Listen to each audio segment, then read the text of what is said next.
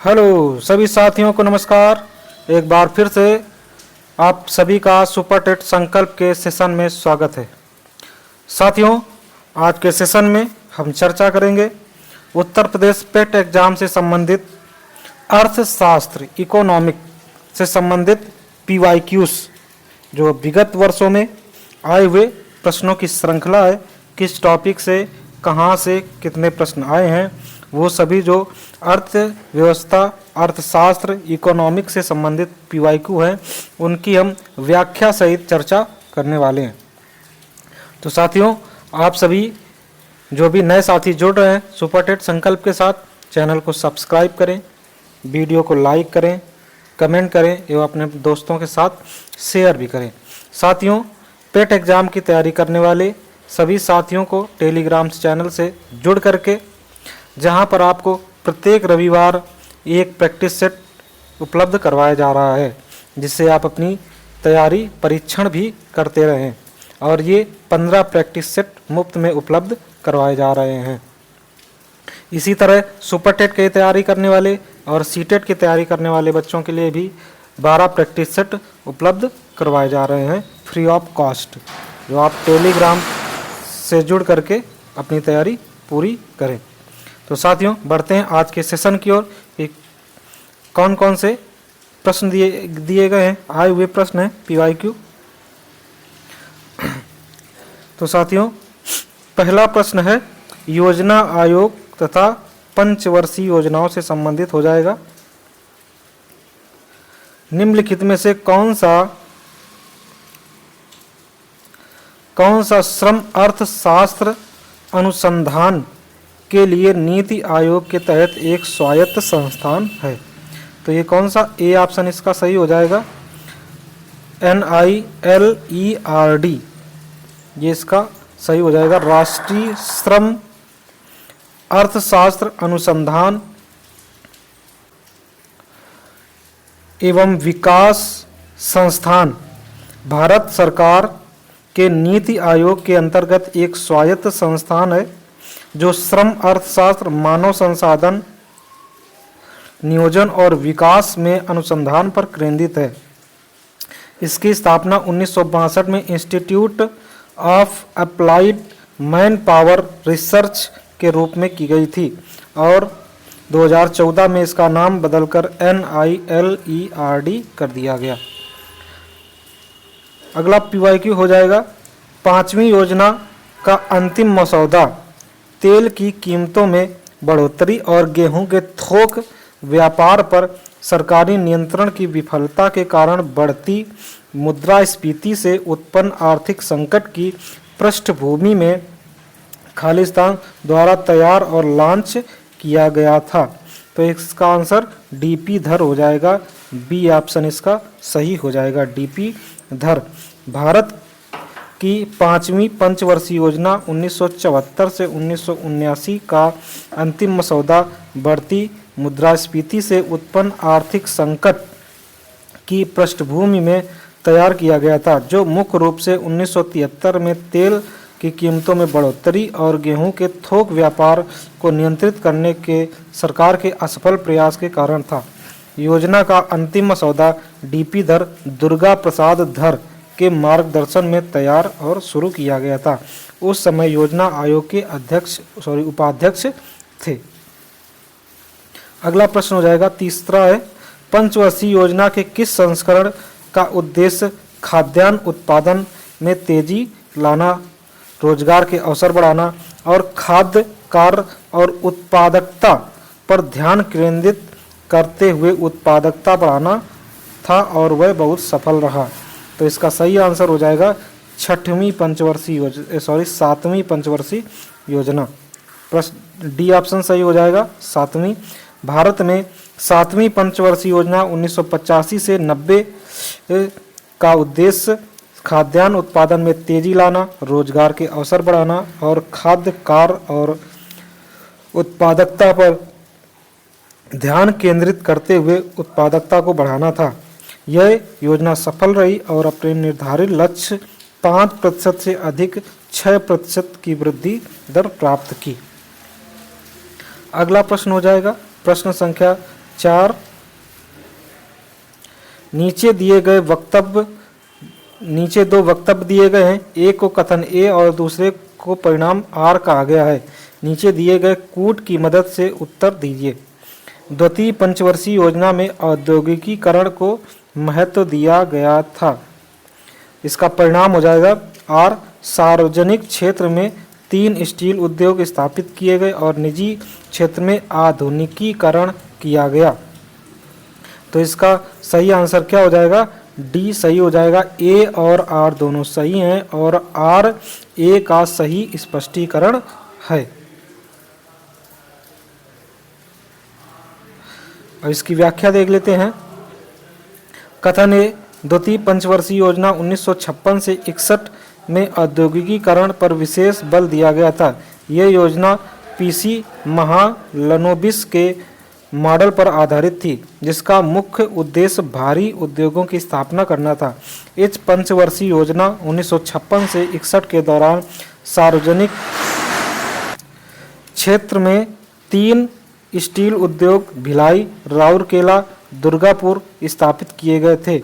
इसके साथ ही निजी क्षेत्र में आधुनिकीकरण को बढ़ावा दिया गया। अतः ए और आर दोनों सही हैं और आर ए की सही व्याख्या करता है। अगला प्रश्न हो जाएगा 5वां, 11वीं पंचवर्षीय की योजना की अवधि क्या थी? तो इसका सही आंसर हो जाएगा 2007 से 2012। बी ऑप्शन सही हो जाएगा। 11वीं पंचवर्षीय योजना की अवधि 2007 से 2012 तक थी। इस पंचवर्षीय योजना की थीम तीव्र और अधिक समावेशी विकास थी। भारत में योजना आयोग एक गैर संवैधानिक निकाय था जो भारत में सामाजिक व आर्थिक विकास के लिए भारत की पंचवर्षीय योजनाओं को तैयार करने के लिए जिम्मेदार था।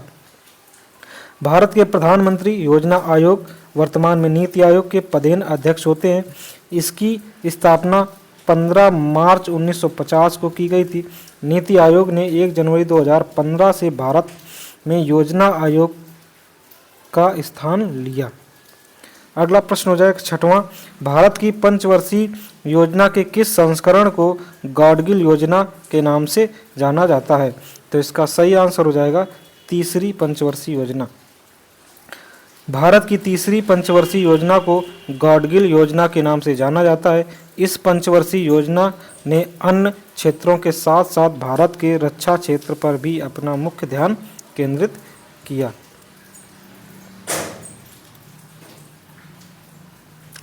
अगला प्रश्न है, आगे की ओर बढ़ते हैं।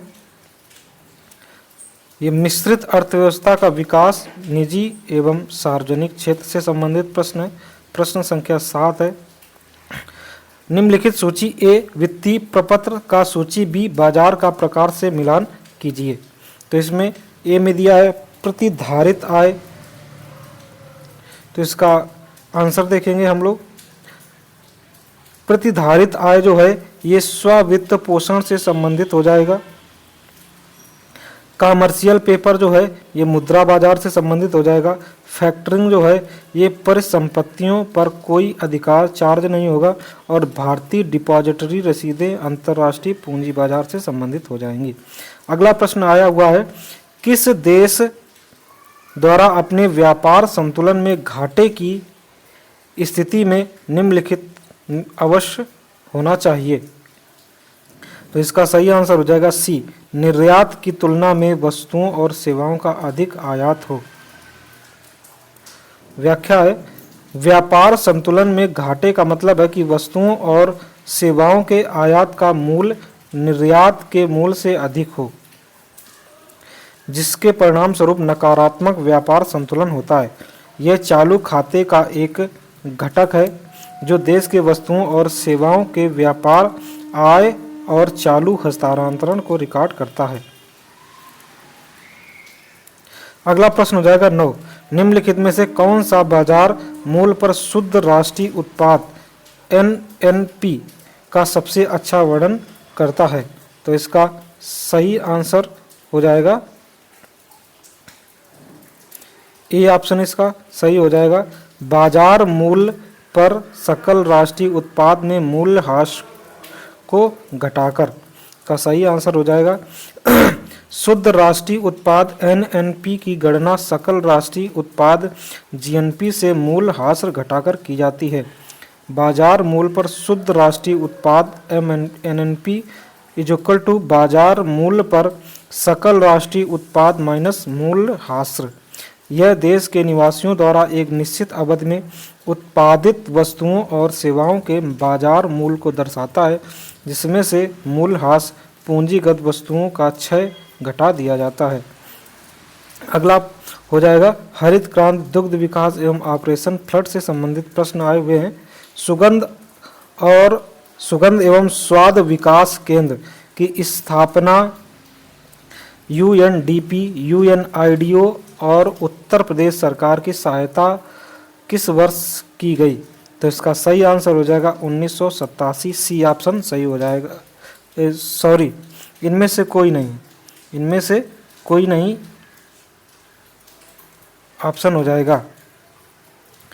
सुगंध एवं स्वाद विकास केंद्र fragrance and flavour development centre FFDC की स्थापना 1991 में, कब? 1991 में यूएनडीपी, यूएनआईडीओ और उत्तर प्रदेश सरकार की सहायता से की गई थी।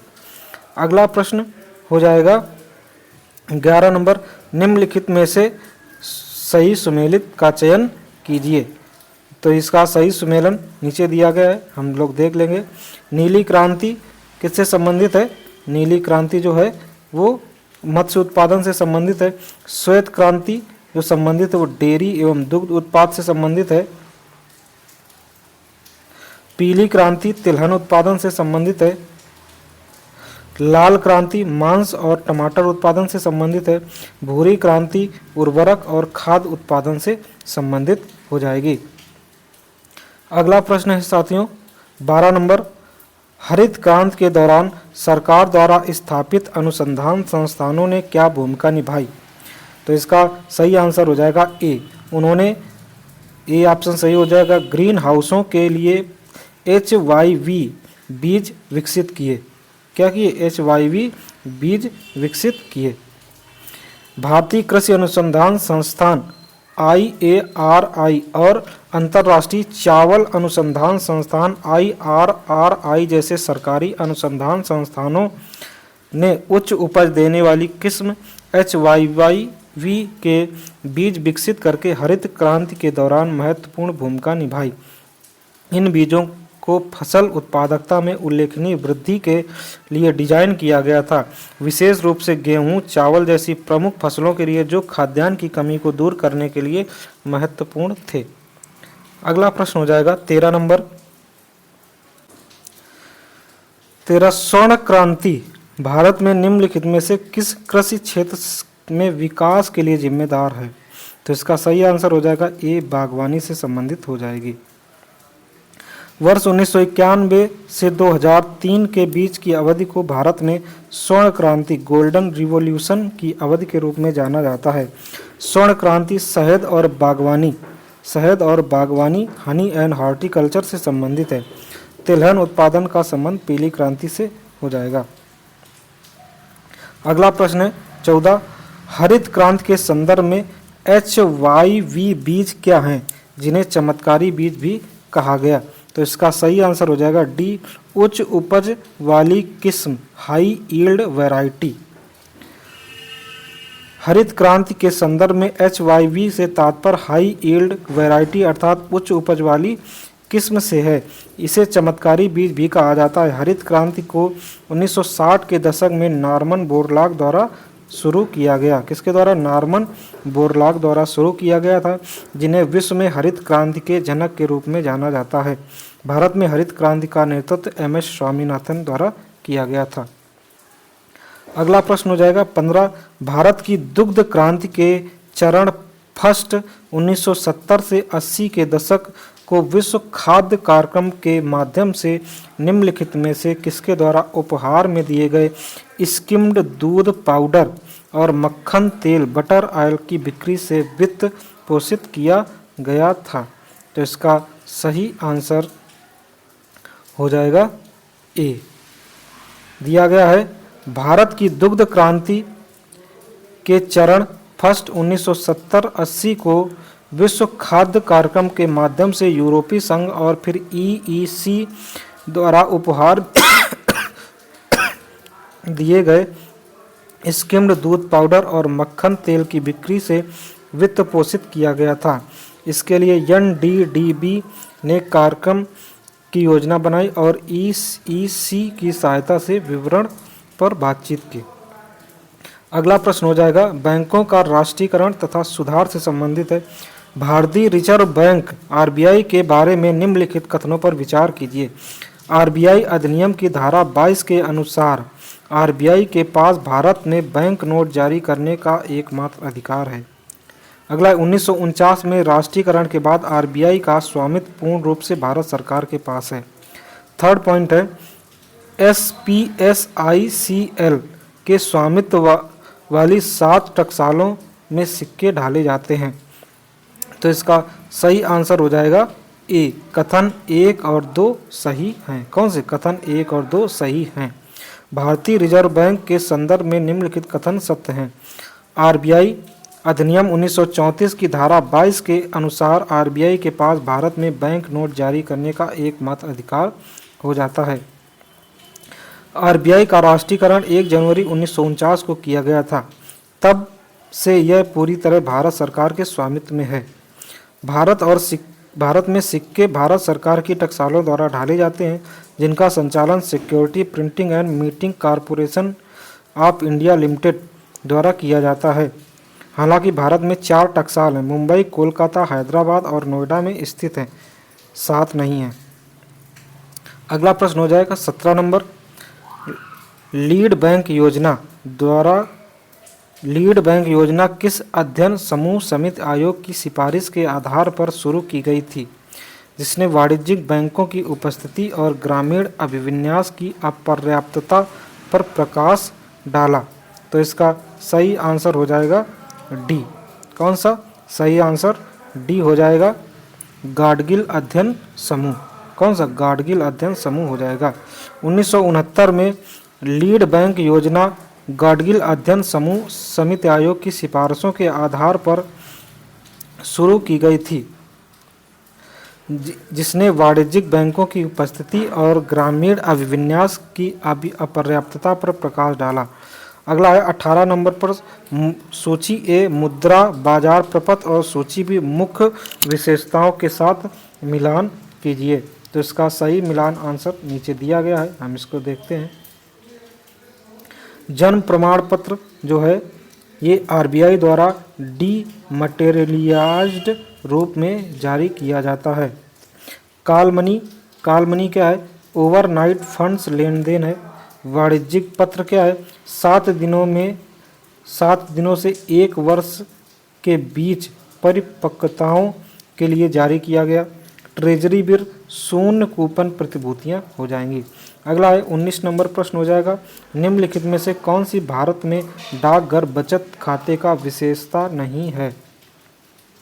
तो इसका सही आंसर हो जाएगा बी। खाता केवल चेक से खोला जा सकता है।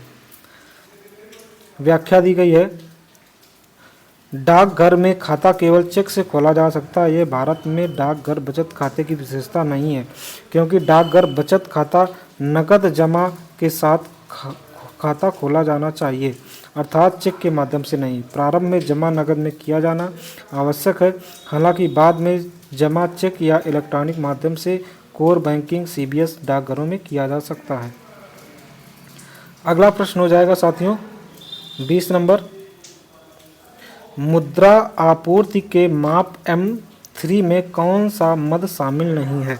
तो इसका सही आंसर हो जाएगा बी। डाकघर बचत बैंकों में कुल जमा।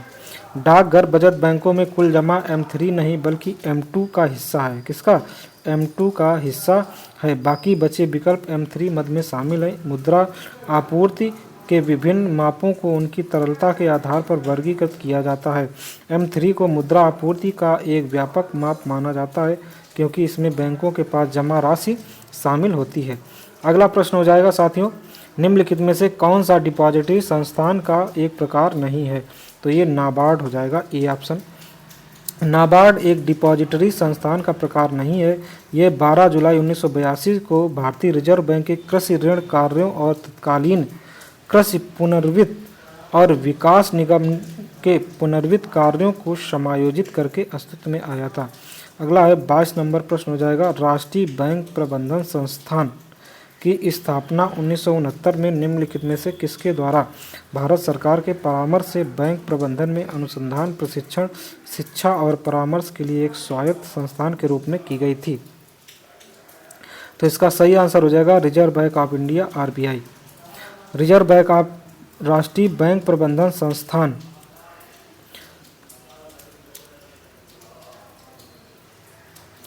राष्ट्रीय बैंक प्रबंधन संस्थान की स्थापना 1969 में रिजर्व बैंक ऑफ इंडिया द्वारा भारत सरकार के परामर्श से बैंक प्रबंधन में अनुसंधान, प्रशिक्षण, शिक्षा और परामर्श के लिए स्वायत्त शीर्ष संस्थान के रूप में की गई थी। अगला प्रश्न हो जाएगा और आज के सेशन का ये अंतिम प्रश्न है, 23 नंबर प्रश्न है। 1981 के किस अधिनियम के माध्यम से संसद द्वारा राष्ट्रीय कृषि और ग्रामीण विकास बैंक नाबार्ड के निर्माण को मंजूरी दी गई थी? तो इसका सही आंसर अधिनियम 61, बी ऑप्शन सही हो जाएगा। संसद द्वारा नाबार्ड के निर्माण को मंजूरी वर्ष 1981 के अधिनियम 61 के तहत दी गई थी। नाबार्ड 12 जुलाई 1982 को स्थापित हुआ। तो साथियों, आज के सेशन में हमने कवर किया इकोनॉमिक अर्थशास्त्र से संबंधित जो भी PYQ उत्तर प्रदेश पेट के एग्जाम में आए हुए हैं अभी तक, उनको हमने कवर किया। तो साथियों, आज का सेशन यहीं पर समाप्त करते हैं। मिलते हैं नेक्स्ट सेशन में, तब तक आप अपनी तैयारी जारी रखें। आप सभी को राधे राधे।